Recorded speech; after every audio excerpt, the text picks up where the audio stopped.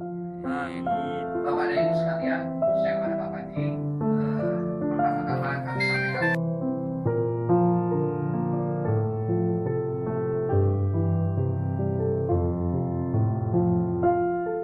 aktivitas yang membawa di kawasan Merdeka, izin menyampaikan sambutan beliau Bapak Ibu sekalian. Jadi memang di kami secara resmi kalau undangan disampaikan kepada kami secara resmi, kami juga menyampaikannya secara resmi. Jadi akan saya sampaikan sambutan beliau terkait dengan kegiatan hari ini. Bapak Ibu sekalian yang berbahagia, pada kesempatan ini kami informasikan bahwa sejak 4 Januari 2019 kita ketahui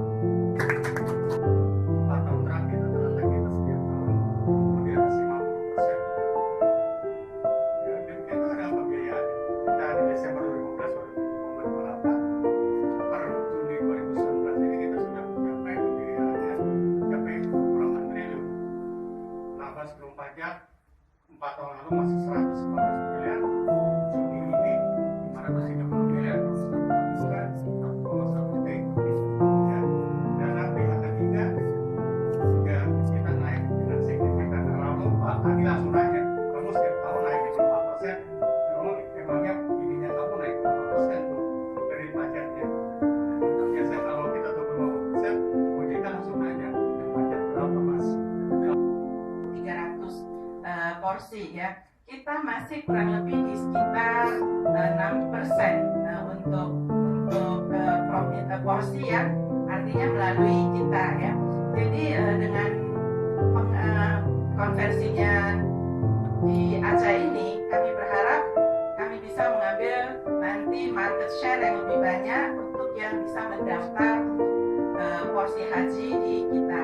Tadi disampaikan Pak Aswar, kami juga punya tabungan yang dari sisi produk, tabungan ID pahala haji itu khusus memang untuk umat-umat yang ingin menunaikan ibadah haji dapat menabung melalui ID pahala haji. Cukup dengan dana 25 juta saja kita sudah bisa langsung mendaftarkan untuk mendapatkan nomor porsi haji.